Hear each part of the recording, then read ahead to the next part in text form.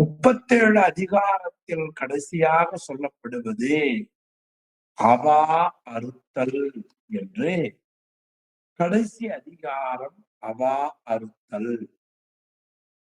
ஆக போதும் என்று மனநிறைவை தராத ஆசையை வாழ்க்கையில் நாம் நீக்கக்கூடிய, ஒழிக்கக்கூடிய ஒரு நிலை நமக்கு வந்துவிட்டால் அதுவே பெரிய வாழ்வு என்று காட்டினார். இத பொன்மொழியா சொல்லுவார்கள், போதும் என்ற மனமே பொன் செய்யும் மருந்து. போதும் என்ற மனமே பொன் செய்யும் மருந்து.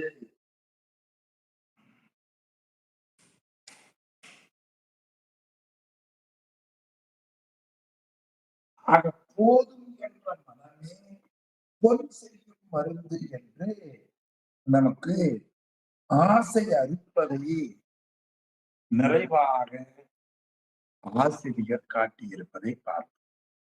இனி அடுத்த ஒன்று ஊழ் என்று சொல்லக்கூடியது. அது ஊழியல் என்று ஒரு இயலை அமைத்து அந்த ஊழியல்ல ஒரே ஒரு அதிகாரம் வைத்தார். ஊழ், அதாவது இருவினை பயன். இது முதல் அதிகாரத்துல பாயிரத்துல முதல் கடவுள் வாழ்த்துல இருள் சேர் இருவினையும் சேரா இறைவன் பொருள் சேர் புகழ் புரிந்தார் மாட்டி என்று காட்டுகிறார். அந்த இருள் சேர் இருவினை பயன், நாம் செய்த நல்வினை, நாம் செய்த தீவினை, இது ரொம்ப பக்குவம் அடைந்தவர்கள் தான் ஏற்றுக்கொள்வார்கள். நாம் செய்த நல்வினை, நாம் செய்த தீவினை, இந்த இரண்டு வினை பயன்கள் யார் செய்தார்களோ அவரையே போய் சேரும். அப்படி போய் சேர்வதற்கு நியதி என்று பெயர். அதை நியதி, ஊழ், பால், முறை, உண்மை, தெய்வம், விதி என்று சொல்லுவார். நாம செய்த நல்வினை, நாம் செய்த தீவினை. உதாரணமா, நான் ஒரு கோவிலுக்கு 1,00,000 ரூபாய் கொடுக்கிறேன். அது நான் சொல்லக்கூடாது. ராஜு ஐயா 1,00,000 ரூபாய் ஒரு கோயிலுக்கு கொடுக்குறாருன்னு வச்சுங்க. இப்ப அந்த கோவில் நிர்வாகி விழாவில 1,00,000 ரூபாய் கொடுத்த ராஜுக்கு துண்டு போத்தனா தானே பொருத்தம். சும்மா போன எனக்கு துண்டு போத்தனா பொருத்தமா? பொருத்தம் இல்லை. இது உணரமா இல்லையா? அது மாதிரி அவர் செய்ததால வந்த பெருமை அவரை சென்று அடையும். இப்ப நான் கோவில் நிர்வாகத்துல இருந்து கொண்டு ஒரு 20,000 ரூபாயை எடுத்துக்கொண்டேன். எடுக்கிறன்னு நினைக்கிறதே பாவம்.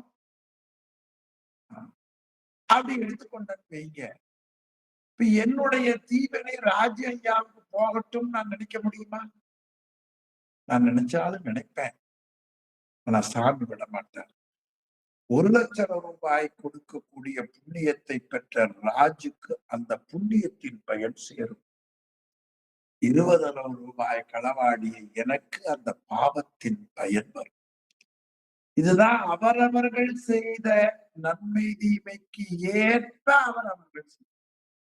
இப்ப நான் சின்ன பிள்ளையா இருக்கிற பொழுது என் வீட்டுல சொல்லி சொல்லி பள்ளியில சஞ்சய் திட்டம்னு இருந்தது. சிறு சேமிப்பு 10 பைசா, 20 பைசா, 1 ரூபாய் சேர்த்து. பிறகு மேல வந்த பிறகு சேமிப்பு வங்கிகள், எல்ஐசி நிறுவனம் இதெல்லாம் சேர்ந்த உடனே இந்த பணம் எனக்கு வந்தாதே. ஒரு சென்னை சிவகுமார் போயிடுச்சுன்னு வைங்க, அவருக்கு மகிழ்ச்சியாத்தான் இருக்கும். நான் சேர்த்துனவனுக்கு எப்படி? இந்த உண்மையை ஆய்ந்து ஆய்ந்து கண்டார்கள். இது ஒரு வரியில சொல்லக்கூடியதல்ல, சொந்த அனுபவத்தால் நல்லா கேட்க மாட்டேன். அதனால் இருவினை பயன் நன்மை செய்தா அவருக்கே திருப்பி வரும், தீமை செய்தா அவருக்கே வரும். அப்படி வருவதை நியதி என்று சொல்லுவார்கள். அதுதான் முறை. நியதினா முறைன்னு அர்த்தம். அத ஊழ், பால், முறை, உண்மை, தெய்வம், நியதி, விதி இத்தனையும் ஒரே பொருளை குறிப்பது. ஆக இது இந்த உண்மையை பொருள் இன்பங்கள் இரண்டர பொதுவாய் ஒன்றுள் வைக்கப்பட்டமையால் அறத்தோடு இது இயல்புடையதால் இது கடைசியாக வைத்திருக்கிறார்கள். அப்போ ஊழ் என்று சொல்லுவது முன்பு நாம் செய்த வினை அது நமக்கே திருப்பி வரக்கூடிய விளையக்கூடிய முறை. அது எளிமையா சொன்னாங்க. கிராமத்துல சுரக்காய் போட்டா சுரக்காய் பறிக்கும், பூசணிக்காய் போட்டா பூசணிக்காய் பறிக்கும். இது என்ன ஒரு ஊமை பாருங்க இல்லையா? சுரக்காய் போட்டா தென்னை மரமா காய்க்கும் என்று சொன்னார்கள் பாருங்க. எனவே அந்த முறையில் அவரவர்கள் செய்த வினை பின்பு விளைகிற பொழுது அது அறப்பகுதியும் பொருட்பகுதி, இனி பொறுப்பால் சொல்ல போகிறார். பிறகு இன்பப் பகுதியும் முன் செய்த நல்வினையால் வரும். நாம் என்ன பார்த்தோம்? அறத்துப்பால். இதுவரைக்கு பார்த்தது என்ன பகுதி? அறத்துப்பால். இனி பார்க்க இருப்பதே நமக்கு பொருட்பால். அறம், பொருள், இன்பம், இப்படி முப்பால் ஆனது திருக்குறள். இதுல இதுவரை 37 அதிகாரம் சிந்தித்திருக்கோம். 36 அதிகாரம், 37 அதிகாரம் சிந்தித்திருக்கிறோம். 37 அதிகாரம் அறத்தை வலியுறுத்துவன. இனி பார்க்கக்கூடியவை பொருட்பால் என்று அமையக்கூடியவை. இனி பார்க்கக்கூடியவை பொருட்பால் என்ற அதிகாரத்திலே நமக்கு வருவது. ஆக பொருட்பால் ஏறத்தாழ 39 தொடங்கி 108 வரை பொருட்பால் வருது. அதன் பிறகு 109 தொடங்கி காமத்துப்பால் வருகிறது. காமத்துப்பால். அப்ப இதுவரை நாம் பார்த்த அறப்பகுதியிலேயும் இனி படிக்க இருக்கிற பொருட்பால் பகுதியிலேயும் காம பகுதியையும் இந்த மூணும் முன் செய்த நல்வினையால் வரும். இவற்றிற்கு மாறாக பாவம், வறுமை, துன்பம், தீவினை எப்படி வருவது என்பது அறியாமல் உலகத்தில் பல பேர் தன்னுடைய முயற்சியால் வந்தது என்று எண்ணுவார்கள். அது அப்படி அல்ல. ஒருவன் செய்த வினை தனது பயனை மாறாமல் கொடுப்பதுதான் அறம் ஆகும். அந்த நிலையில அறத்தின் இறுதியில் இந்த அதிகாரத்தை வைத்தான். இந்த அதிகாரம் வச்சு உங்களுக்கு புரியுற மாதிரி சொன்னா, இந்த வளைகாப்பு, பிறகு காது குத்துதல், இந்த நிகழ்ச்சி நடக்கிறத பார்த்திருப்பீங்க. ஏன்னா அது எல்லாரும் அதிகமா போற நிகழ்ச்சி. அதுல சில தட்டு வைப்பாங்க. தேங்காய், வாழைப்பழம், ஆப்பிள், ஆரஞ்சு, மிட்டாய், இனிப்பு.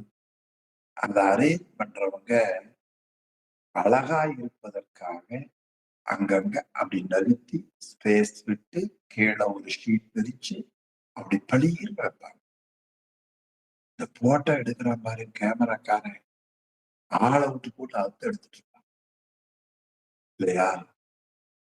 அப்ப அந்த பொருள் வைக்கிறதுல கூட ஒரு அழகை பார்க்க. வீட்டுல சில பேர் புத்தகம் அழகா என்னுடைய வாழ்க்கையில எனக்கு பின்னால் இருக்கிற புத்தகத்தை வாங்கி வைக்கிற ஒரு சுகம் முடியும். அது எனக்கு ஒரு அழகு. அது மாதிரி ஒரு அதிகாரம் வைக்கிற பொழுது இந்தந்த முறையில் அதிகாரம் வைக்க வேண்டும் என்று அதிகார அமைதியை கூட சிந்தித்தவர் நம்முடைய ஞானாசிரியர். எனவே இதுவரை பார்த்த இல்லறத்திற்கும் இனி பார்க்க இருக்கிற பொறுப்பாளுக்கும், அதாவது இதுவரை பார்த்த அறத்துக்கும் பொறுப்பாளுக்கும் காமத்துக்கும் வினை அடிப்படை.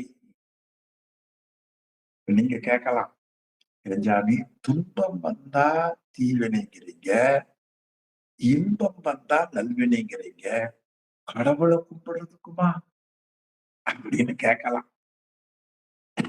சைவ சித்தாந்தம் சொல்லுகிறது, கடவுளை கும்பிடுவதற்கும் முன் செய்வனை வேண்டும். முன்பு செய் தவத்தின் ஈட்டம். கண்ணப்ப நாயனாருக்கு எப்படி 6 நாள்ல அவ்வளவு பக்தி வந்ததே? கொல்லு எரி குத்து என்று நாகம் வாழ்ந்த நாடு குத்தத்தி நாடு. உடுப்பூர் நகர்ல வாழ்றவங்க கத்தி கப்டாமாவே திரிவாங்களாம். வெம்மரக்குல வேட்டுவ சாதியில் பிறந்தார் சேக்கிழார் காட்டுறார். அவளுக்கு என்ன தெரியும்னா, இப்ப நமக்கு கொஞ்சம் அன்பு தெரியலாம், பாசம் தெரியலாம். இந்த வெம்மரக்குல வேட்டுவர்களுக்கு என்ன தெரியும் என்றால், கொல்லு எரி குத்து. சேக்கிழார் இப்படியே பாடுறார். இந்த குலத்துல பிறந்த திண்ணனாருக்கு 6 நாளில் எப்படி அவனுக்கு இறைவன்பால் அன்பு ஏற்பட்டதே? சந்தேகம் வரணுமா இல்லையா? தெய்வ சேக்கிழார் காட்டுகிறார், முன்புசை தவத்தின் ஈட்டம். நாயன்மார்கள்ல களறி தெரிவாருக்கும் இப்படி காட்டு. எனவே ஒரு சிலந்தி, நம்மளாம் உடம்பு இவ்வளவு பெருசு இருக்கு, மூலப்பகுதி, காது பகுதி, பார்க்கிற கண், சாப்பிடுற வாய், தொண்டை, இவ்வளவு இருக்கு. சிலந்தி இருக்கு பாருங்க, அது உடம்பு எவ்வளவு பெருசுன்னு நினைக்கிறீங்க? இவ்வளவு நிலந்தான். சிலந்தி நீங்க பார்த்தது இல்லையா? அந்த சிலந்திக்குள்ள இருக்குது உயிர். அதனாலதான் அது என்ன பண்ணுது, அப்படி 8 கால்ல மேல போகுது.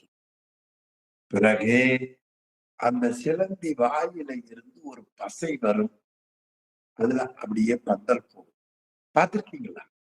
நம்ம வீடுகள்ல சிலந்தி வேண்டாத நேரம் சிலந்தி கூடு கட்டிடும், ஒட்டடைன்னு சொல்லுவோம் இல்லையா? அதை குத்தி வச்சு அதை படைப்போம்.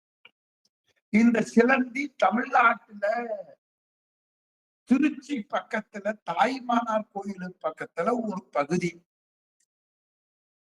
அது காவிரி ஆற்றங்கரை, ஒரு வெண்ணாவல் மரம். அந்த மரத்துக்கு கீழே ஒரு சிவலிங்கம். இந்த சிவலிங்கத்தை அந்த மனுஷன் பார்த்தாலே பேசாம போறான். சிவலிங்கத்தை பார்த்த உடனே, சரி சிவலிங்கத்தை பார்த்து கும்பிடா போடுறான். இவனுக்கு அறிவு இருந்தா தானே கும்பிடுவான். சிவலிங்கத்தை பார்த்து பேசாம அந்த சிலந்தி நினைச்சது, இப்படி இந்த சிவலிங்க வெயில்ல காயுதே, இதுக்கு ஒரு நிழல் பண்ணுவோமே. என்ன முயற்சிங்க? கோடிக்கணக்கான ரூபாயை விட்டு கோவில் கட்டுவது ஒரு வகை, கலெக்ஷன் பண்ணி கோவில் கட்டுவது ஒரு வகை, மனதால கோவில் கட்டுவது ஒரு வகை. தன் வாயில் வரக்கூடிய பசையாகிய நூலால் ஒரு பந்தல் போட வேண்டும் என்று எண்ணியது சிலந்தி. கொஞ்சம் நினைச்சு பாருங்களேன், நம்மை விட சிலந்தி எவ்வளவு உயர்ந்தது. பின்னால வந்த திருநாவுக்கரசர், சிலந்தியும் ஆனைக்காவில் திருநிழல் பந்த செய்து. என்ன பந்தல் போட்டது? சிவலிங்கத்துக்கு ஒரு பந்தலை அமைத்து. அப்ப அந்த சிலந்தியினுடைய உயிருக்கு சிவலிங்கத்துக்கு பந்தல் போட வேண்டும் என்கிற எண்ணம் எப்படி வந்தது? ஒரு பெரிய மதம் கொண்ட யானை. ஒரு கருத்து புறம்பா பேசுகிறார் ஒருத்தர். இவரை நியாயமான முறையில கொல்ல முயற்சிக்க முடியாம வஞ்சித்து கொள்ள முயற்சித்தார்கள். அறிவு குறைவுடைய கழுத்தளவு குழிய தோண்டி மண்ணை போட்டு மூடி வச்சுட்டு மதம் கொண்ட யானையை விட்டு அந்த தலையை இடறச் செய்தார். அந்த யானை வருகிற பொழுது மதம் துடிச்சு எல்லா மாட மாளிகைலாம் அடிச்சு தட்டிக்கிறது. அது வர்றதை பார்த்தா ஒரு லட்சம் வேலையாவது கொண்டு போன இருக்கு. அத்தனை வேகமா வந்தது.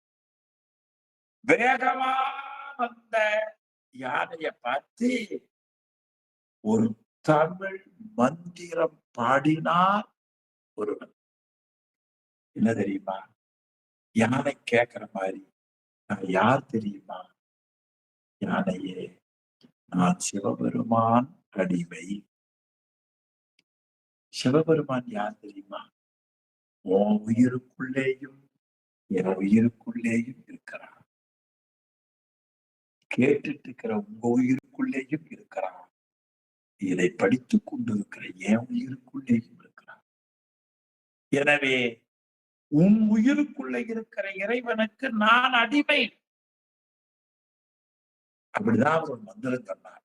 சுண்ணவெண் சந்தன சாந்தும் சுடர்திங்க சூளாமணியும் வண்ண உரிவை உடையும் வளரும் பவள நிறமும் அண்ணல் அரண்முற நேரும் அகலம்பளாய அறமும் திண்ணம் கெடில புனலும் உடையார் ஒருவர் அவர் தமர்னாம். நாம் என்ன அர்த்தம்? நானும் மட்டுமில்லை, நீயும் கூட. நான் மட்டுமில்லை, நீங்களும் கூட. எனவே அஞ்சுவது யாதொன்றும் இல்லை, அஞ்ச வருவதும் இல்லை. இப்போ நான் சொன்ன பாட்டு உங்களுக்கு எல்லாரும் புரிஞ்சிருக்குமான்னு தெரியாது. வேண்டாம், எங்க வாத்தியார் சொல்லி கொடுத்த போது எனக்கு புரிஞ்சுதா? இல்ல, இப்ப புரிஞ்சிருக்கு. அவர் சொன்னது இன்னைக்குதான் புரியுது. இப்ப மனுஷனுக்கே புரியாத பொழுது அந்த யானைக்கு அந்த சொல் புரித்தது. அது என்ன பண்ணுச்சு? மதம் கொண்ட யானை சிவபெருமான் பேரை கேட்ட உடனே மதம் நீங்கியது. 2 ஒன்னாச்சு. இனி இந்த உண்மையை நமக்கு கூட்டிய பெரியவர் தான் நமக்கு குரு. அவரை சுற்றி வர வேண்டும் என்று எண்ணியது. சுத்தி வந்த யானை என்ன மாதிரி கொஞ்சம் சென்னை சிவகுமார் இருந்து உளுந்து கீழே கும்பிட்டுறலாம். உடம்பு பெருசு. யானை எவ்வளவு பெருசு? 12 அடி உயரம். அது கீழே விழுந்து எந்திரிக்கிறதுக்கு எத்தனை நேரம் ஆகும்? அந்த யானை இந்த பெரியவரை கீழே விழுந்து வணங்கியது. அந்த யானை பாகர்கள் அவரை கொல்லும்படியா அந்த குற்றீட்டியை வச்சு குத்துனாங்க. அது சொல்லுச்சு, நினைச்சது, கொல்லப்பட வேண்டியவர் இவர் அல்லப்பா, நீதான் என்று அவரை கொல்ல எண்ணியது. இப்போ ஒரு உயிர் மதம் நீங்கியதும் பலம் வந்ததும் வணங்கியதும் அறத்தின் மாறாக செலுத்தியவர்களை கொல்ல நினைப்பதும் எதனால்? சிவலிங்கத்துக்கு பந்தல் போட எண்ணியது எதனால்? 6 நாள்ல முக்தி அடைந்தது எதனால்? சைவ சித்தாந்தம் தான் பதில் சொல்லும். முன்பு செய் தவத்தின் ஈட்டம். முன்பு செய் தவத்தின் ஈட்டம். ஆக அறத்துக்கும் பொருளுக்கும் காமத்து பாலுக்கும் இடையில இதை சொல்லுவதற்கு காரணம் ஊழ்தான், முறைதான். அந்த ஊழை ஊழென்றும் பால் என்றும் முறை என்றும் உண்மை என்றும் தெய்வம் என்றும் நியதி என்றும் விதி என்றும் 7 சொற்களால் மக்கள் குறிப்பர் என்று பரிமேலழகர் விளக்கமா காட்டுச்சு. இந்த ஒரு கருத்துக்களோடு நாம் ஊழ் என்ற அதிகாரத்தின் உள்ளே செல்வோம். நண்பர் 38வது அதிகாரம் ஊழ், அதாவது அறத்துப்பால் என்ற பகுதியில் கடைசி அதிகாரம் ஊழ். இந்த குரல்ல அருமையா எடுத்த உடனே காட்டு. ஊழ் என்பது நாம் செய்த வினை நமக்கே வருவது. அது ஊழ் என்பது வினைன்னு பேர். அந்த வினை 2 காட்டினார். எங்க? இருள் சேர் இருவினைன்னு காட்டினார். கடவுள் வாழ்த்துல முதல் அதிகாரத்துல அவர் காட்டிய அந்த அருமை செய்திதான் ஒரு அதிகாரமாக பின்னால வருகிறது. 5வது குறள், இருள் சேர் இருவினையும் சேரா இறைவன் பொருள் சேர் புகழ் முடித்தார் மாட்டே. அந்த குரல் காமிக்க வேண்டாம், இங்கே நிறுத்திக்க. அங்க இருவினைனா அந்த இருவினையை நல்வினை என்றும் தீவினை என்றும் சொல்லுவார்கள். அந்த நல்வினைக்கு ஆகூழ் என்று பெயர், தீவினைக்கு போகூழ் என்று பெயர். முதல் எடுத்த உடனே ஆகூழால் தோன்றும் அசைவின்மை கைப்பொருள் போகூழால் தோன்றும் படி. அப்ப இந்த குறள் என்ன சொல்லுகிறார்? கைப்பொருள் ஆகூழால் அசைவின்மை தோன்றும், போகூழால் மடி தோன்றும். மடி என்பது துன்பம், வறுமை. ஒரு மனுஷனுக்கு வறுமை வரவே கூடாது. மிடி மடி எல்லாம் வறுமை குறிக்கும். கைப்பொருள் ஒருவருக்கு தேவையான வசதிகள், கைப்பொருள் அது கிடைப்பதற்கு காரணம் ஊழால் முயற்சியால் உண்டாகும். கைப்பொருள் ஆகூழால் அசைவின்மை தோன்றும். இனி போகூழால் மடி தோன்றும். அது கைப்பொருள் அழிந்து போவதற்கு காரணம் போகூழால் மடி தோன்றும்.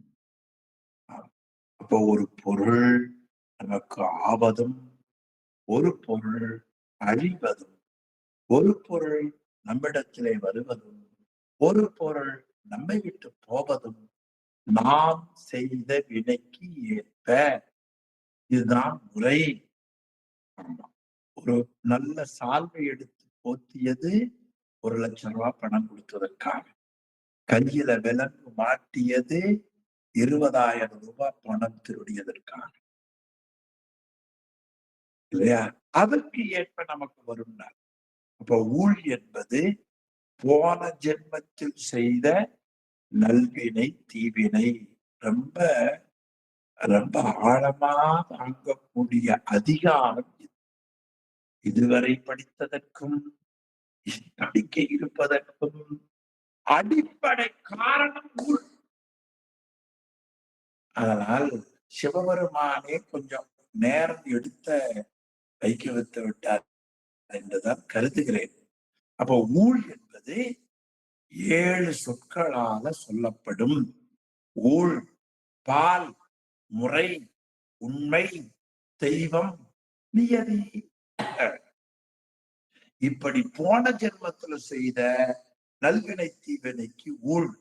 அது 2 வகை. ஒன்று உனக்கு ஆகின்ற ஊழ், இன்னொன்று அழிக்கின்ற ஊழ். ஆகிற ஊழ் புத்தியை கொடுக்கும், அழிகிற ஊழ் சோம்பலை கொடுக்கும். எளிமையா சொன்னா, ஆகிற ஊழ் வகுப்பை ஞாபகப்படுத்தி வகுப்புக்குள்ள வர வைக்கும். போகிற ஊழ் வகுப்பை ஞாபகப்படுத்தாது, அப்படியே வந்தால் கிடைக்காது. அப்படியே வந்தால் குடும்பத்துல இன்னைக்கு விட்டுருங்க அந்த வகுப்பை, அடுத்த வகுப்பு கேட்டா போகுது, இது வரைக்கும் படிச்சதுன்னு ஞாபகமா வச்சிருக்கிறீங்க என்று நம்மை சொல்லிவிடுவார். எது நன்மைக்கு மறுதலையா நடக்கிறதோ அது போகுள். எது எதிர்பார்த்தது கிடைக்கிறதோ அது ஆகும். இது பல வகையா பாடினார். அவையார் ஒரு பாடல்ல பாட்டுகிறார், ஒன்றை நினைக்கில்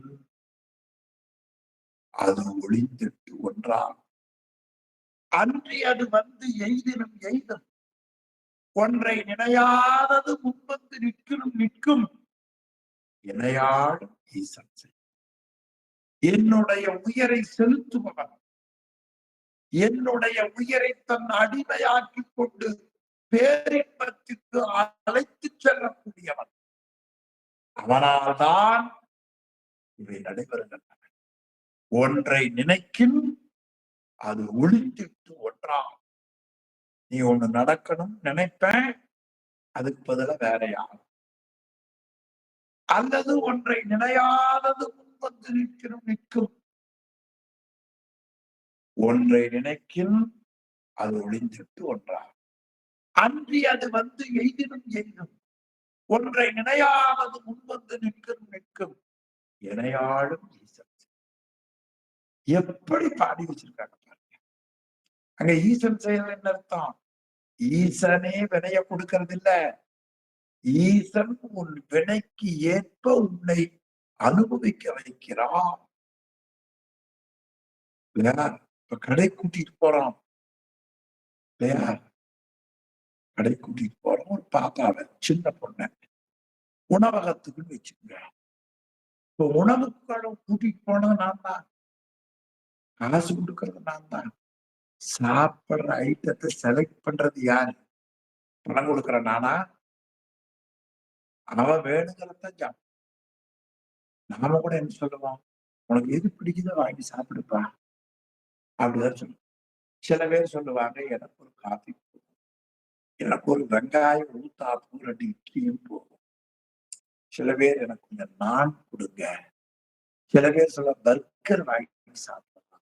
ஏன்னா நமக்கு தெரிஞ்சதை கொஞ்சம் சொன்னா நினைவுல பதிவாகும் நான் சொல்லுகிறேன்.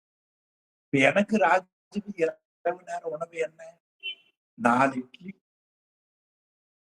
அவ்வளவுதான் நாங்க வாழ்ற காலம் எங்களுக்கு நல்லது இல்லையா? உடம்புல வியாதி வராம காப்பது.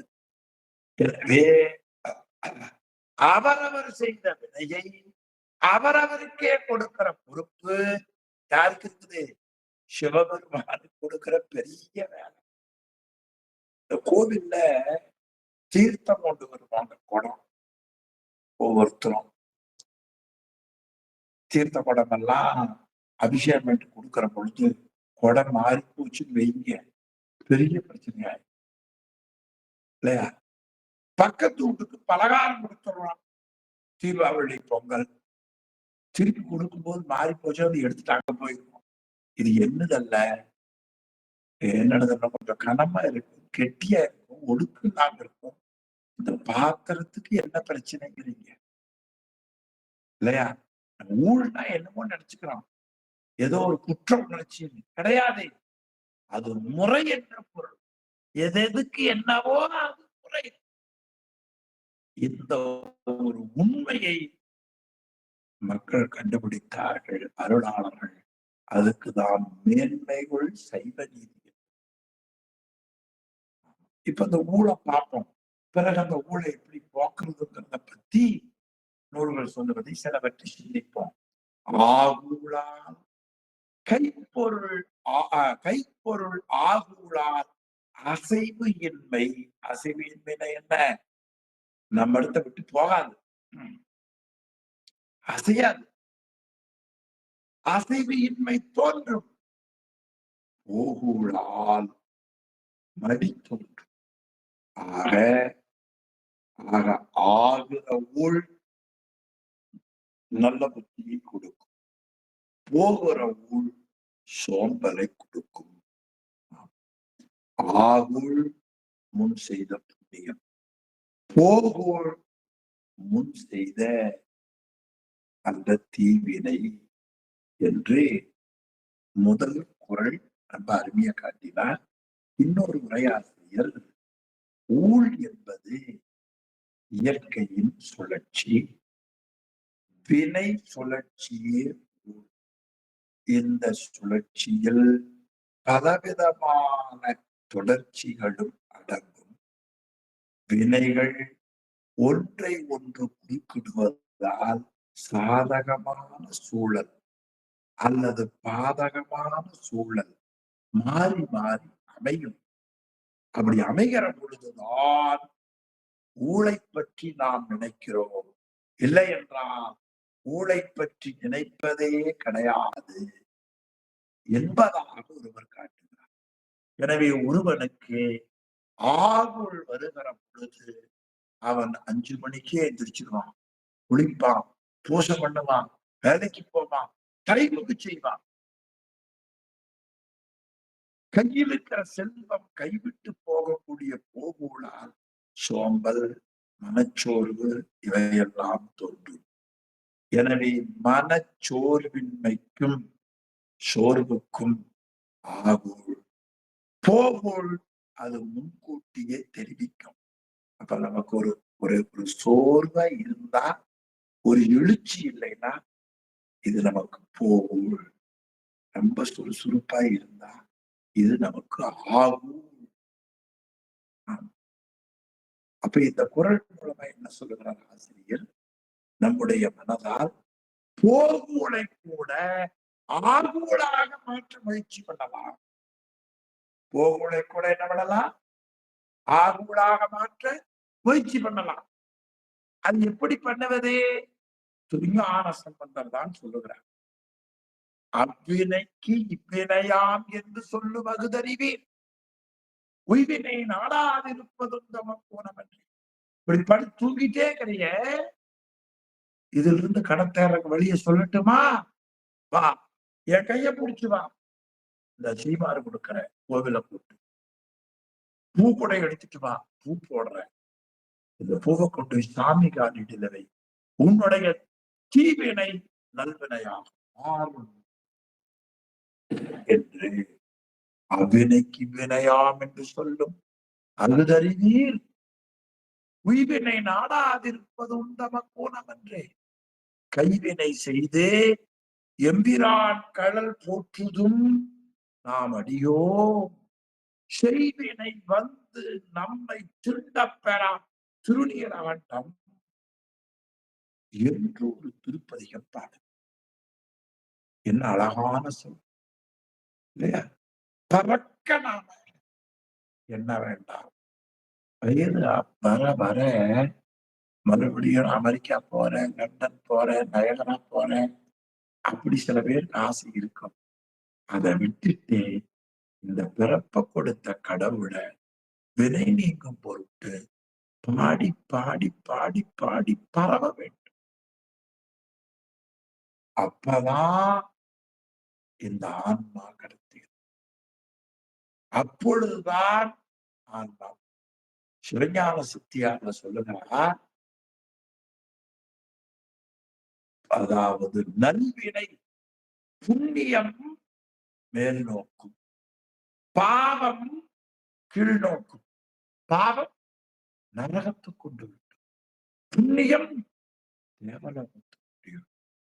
இந்த பாவ புண்ணிய ரெண்டையும் சிவபுண்ணியத்தால் அறுக்க வேண்டும். அதுதான் இந்த குறள்ல ரொம்ப அருமையாக காட்டுகிறார். கைப்பொருள் அசைவின்மை ஆகுளால் தோன்றும், போகூடால் மடி தோன்றும். தோன்றும் தோன்றும் கண்டு வச்சிருக்காரு பாருங்க. இந்த தோன்றும்ங்கிற சொல்ல வச்சு திருநாவுக்கரசு நாயனார் திருப்பத்தூர்ல பாடுகிறார். வடிவேறு திரிசூலம் தோன்றும் தோன்றும், வளர்சடை மேல் இளமதியம் தோன்றும் தோன்றும், கடியேறு கமழ் கொன்றை கண்ணி தோன்றும், காதில் வெள்குழைத்தோடு கலந்து தோன்றும், இடியேறு கடிச்சொருவை போர்வை தோன்றும், எழில் திகழும் திருமுடியும் இலங்கி தோன்றும் பொடியேறு திருமேனி பொலிந்து தோன்றும் பொழில் திகழும் பூவனத்து புனித மார்க்கே. என்ன அருமை பாருங்க.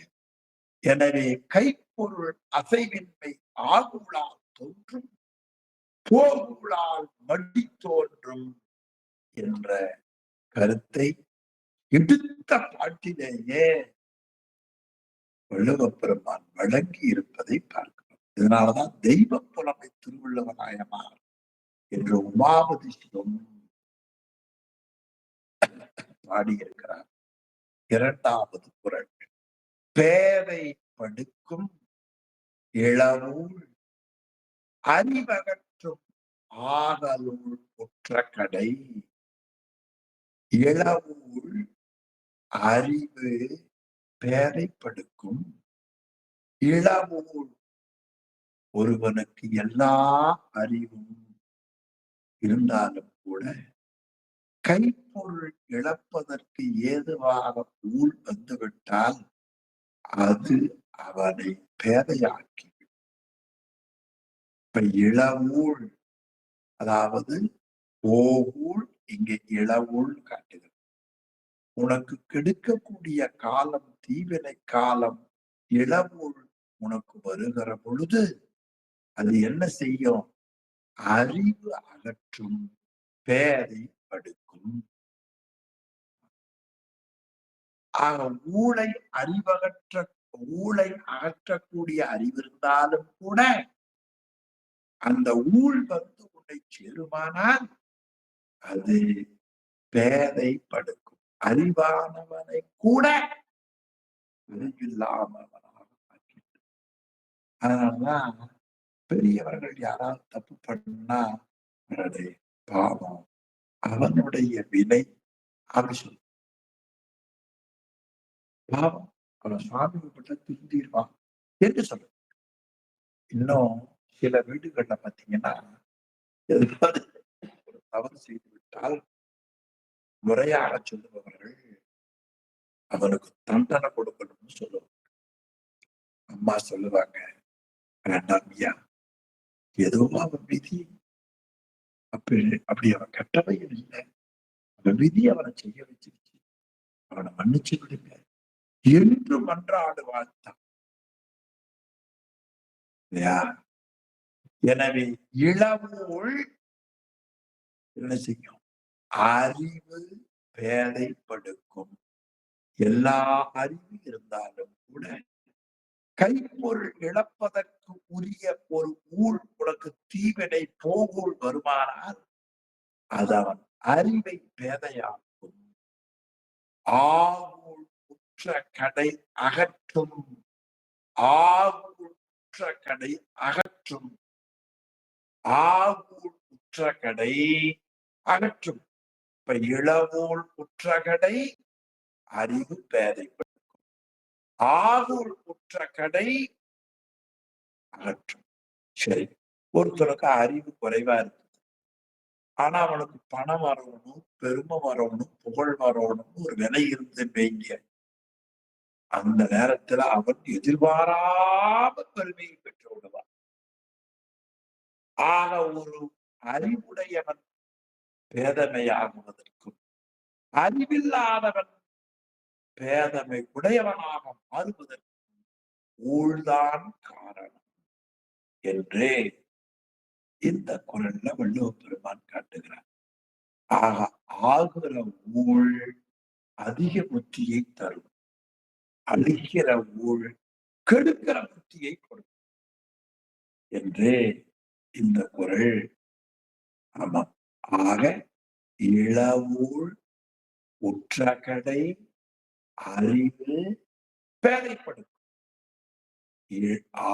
ஆகூழ் உற்ற கடை அகற்றும் என்றே இந்த குரலில ரொம்ப அருமையாக காட்டியிருக்கிறார். அப்ப கையில இருக்கக்கூடிய செல்வம் இழக்க செய்யக்கூடிய அந்த வினை வருமானால் அது பாதுகாத்து கொள்ளக்கூடிய அறிவை இல்லாமல் செய்யும். அதே சமயத்தில் நல்ல செல்வத்தை ஆக்கக்கூடிய அந்த வினை முறை இருக்குமானால் இருக்கிற அறிவை விரிவுபடுத்தும். எனவே பெரிதும் செல்வத்தை அழிக்கவும் ஆக்கவும் வல்லது ஊழ்தான் காரணம். சில பேர் ரொம்ப கடுமையா உழைத்து தொழில் செய்வார்கள், லாபமே வராது. சில பேர் ஒண்ணும் உழைக்க மாட்டாங்க, நல்ல லாபம் வரும். இந்த ரெண்டுக்கும் முயற்சியின்மை மட்டும் காரணம் அல்ல, அந்த ஊழ் வினையும் காரணம் என்பதை 2வது குறள்ல மிக தெளிவாக எடுத்துரைக்கிறார் தெய்வ புலமை திருவள்ளுவர். 3வது குறள், சரி நீ நல்ல அறிவு பெறுவதற்கு ஞான நூல்களை படிக்கிறாயே, அப்படி இருந்துமா உனக்கு? ஆமா சுவாமி. நுண்ணிய நூல் பல கற்பினும் மற்றும் தன் உண்மை அறிவே மிகும். நுண்ணிய நூல், நல்ல கருத்தாளம் மிக்கக்கூடிய நுண்ணிய நூல் முதலியவற்றை படித்தாலும் கூட அவனுக்கு ஊழால் வரக்கூடிய அறிவின்மைதான் இப்ப சில பேர் இந்த வாழ்க்கையில நல்ல ஆசிரியர் கிடைத்து உயர்வா இருப்பாங்க. நானே வச்சுக்கங்களேன், நல்ல ஆசிரியர் கிடைச்சதால பெருசா படிக்கல, ஆனா இந்த குறளை எல்லாம் படிச்சு சொல்லுகிற வாய்ப்பை பெற்றிருக்கிறேன். சில நேரம் தவறு நடந்துரும். அப்ப உடம்புல இருக்கிற அடியார்கள் சொல்லுவார்கள், நீங்க உங்க லெவலுக்கு போய் இப்படி எல்லாம் பேசலாமா? அப்படி என் மேல நலமுடைய அடியார்கள் சொல்லுவார். அப்ப நான் எண்ணி பார்ப்பேன், அட நாம நல்லா தான் படிக்கிறோம், நல்லா இருக்கிறோமே, ஏன் இப்படி பேசணும் என்றே எண்ணி பார்த்தால் அதற்கு பதில் இந்த குறள் சொல்லு. என்னுடைய நல்லாசிரியர் காரணத்தால நல்லா வந்தாலும் கூட என் வினை அப்படி போய் தள்ளுகிறது. அப்ப எனக்கு புத்தி சொல்ற கெட்டவர்களை நான் தவறா எழுதக்கூடாது, எனக்கு போய் சொல்ல வேண்டாம்னு சொல்லக்கூடாது. சிவபெருமான் அவர் வழியா நம்ம நிறுத்தி வினைய கழித்து நல்லறிவை புகட்டுகிறோம். அருமையான பொருள். நுண்ணிய நூல் பல கற்பினும் மற்றும் தன் உண்மை அறிவை. அப்ப ஒருவனுக்கு அறிவில்லாத பேதை படுக்கக்கூடிய வினை இருக்குமானால் அவன் நல்ல நுட்பமான தெளிவான நூல்களை படித்து உணர்ந்தாலும் கூட தன் உண்மை அறிவு, அந்த எத்தனை நூல் படிச்சாலும் அவனுக்கு பின்னால் இருக்கிற ஊழ் இருக்குது பாருங்க, அதற்கு ஏற்ப பேதமைதான் பிடிப்படும். எனவே பொருளின் நுண்மை நூலின் மேல் நாம் சொல்லுகிறோம். அப்படி மேற்படுதல் கல்வி அறிவை பின் இறங்குவதற்கு ஆக்கச் செயலுக்கு தான் உட்பட வேண்டும்.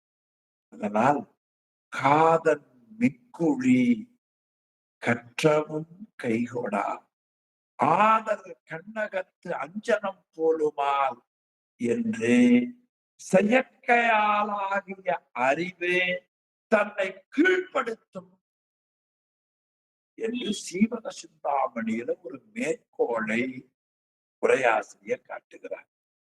ஆக உண்மை அறிவுதான் இயல்பான அறிவு. உண்மை அறிவு, அந்த உண்மை அறிவு என்பது வினைக்கு ஏற்ப வருவது. எனவே அறிவிக்கு காரணம் ஊழ். அது கல்வி என்றோ காரணம் என்று நாம் கேட்டாலும் கூட கல்வி படித்திருந்தாலும் கூட உன்னுடைய ஊழ் வலிமை உடையது. உன்னுடைய ஊழ் வலிமை உடையது. எனவே நாம் பல ஜென்மங்கள்ல படித்து ஆகிற அந்த ஊழை அதாவது அழிக்கக்கூடிய அந்த ஊழை கல்வியினால் வெல்ல முடியாது. அப்ப எப்படி வெல்வது? வழிபாட்டால் வெல்லலாம். வழிபாட்டால் வெல்லலாம். ஏன்? உயிருக்கு ஊழை சேர்த்தி கொடுப்பவர் யாரு? சிவபெருமான். வழிபாட்டால் வெல்லலாம். ஆக அழிக்கிற ஊழால் உனக்கு கேடு வரக்கூடிய ஊழ் இருக்குமானால் எத்தனை கற்றாலும் அற்ப புத்தி காட்டும். எத்தனைதான் கற்றாலும் எத்தனைதான் கேட்டாலும் இன்புறா சித்தமே மெய்யாக தோன்றிவிடும் உலக வாழ்வனைத்தும் பொய்யாக தோன்றாத பொழுது என்று சிவபோக சாதத்துல தர்மயாதீன குரு முதல்வர் காட்டுகிறது.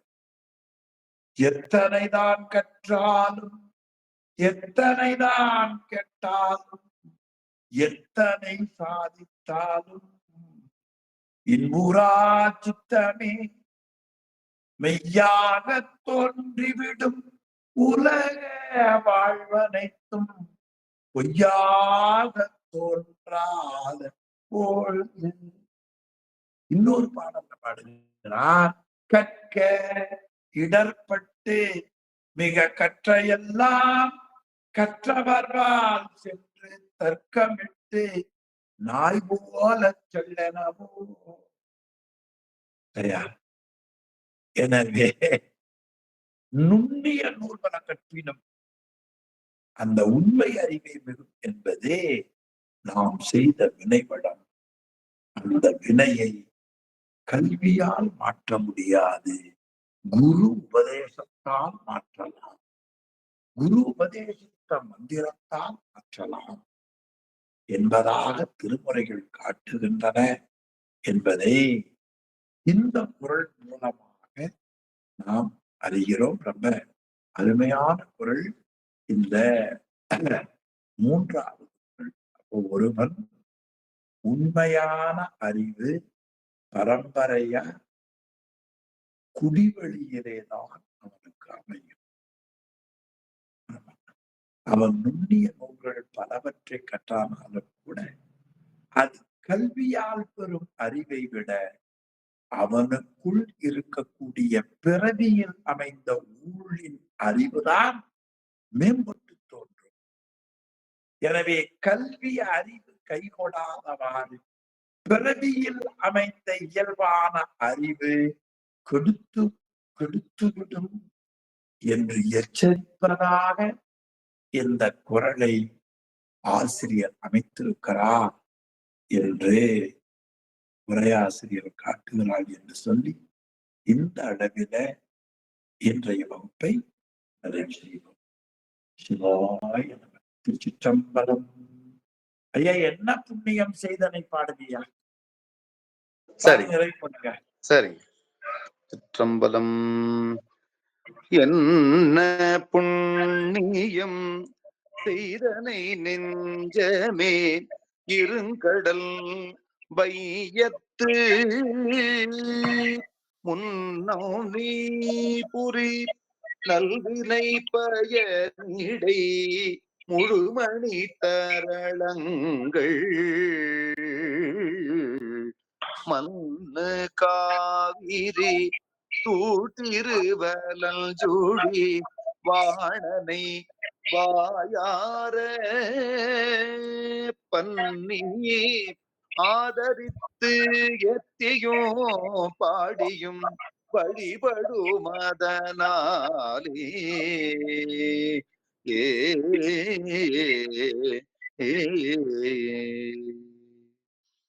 சிற்றம்பலம்.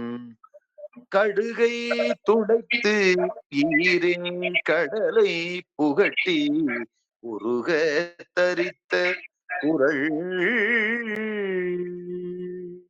திருச்சிற்றம்பலம். தென்னாடுடைய சிவனே போற்றி, எந்நாட்டவர்க்கும் இறைவா போற்றி, ஏகம்பத்துரையந்தாய் போற்றி, பாகம் பெண்ணுரு ஆனாய் போற்றி, காவாய் கனகத்திரளே போற்றி, கைலை மலையானே போற்றி போற்றி.